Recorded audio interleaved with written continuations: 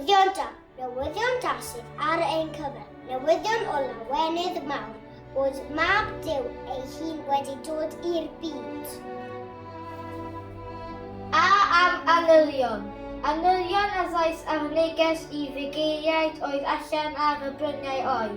Peidiwch y bod ofn, mae gen i newyddion da i chi. Mae Iesu wedi ei erni heddiw yn Bethlehem. Dy am doethion. Doethion o'r dwyran oedd ymwelwyr eraill a ddaeth i addoli'r babi newydd. O am ofer.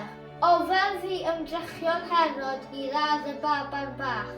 Iddo gynllunio'n gas, diagnoeth Mair Joseph a'r babi.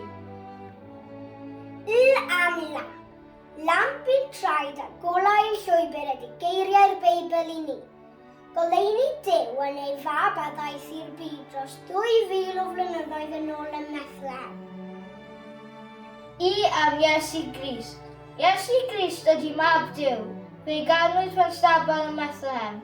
Dathodd anylion, doethion a phobl gyffredin pa glywson nhw am ei eni rhyfeddol. Gy am gwaredwr. Gwaredwr yw'r gair sy'n cael ei ddefnyddio i ddisgrifio Iesu.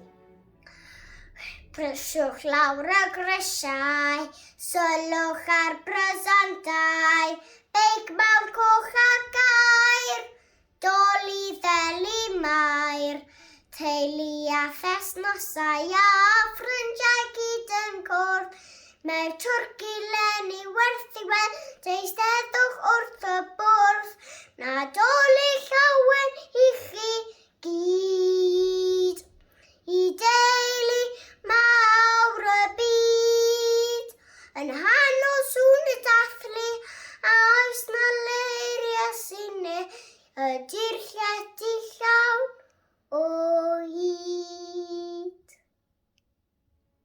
Nadolig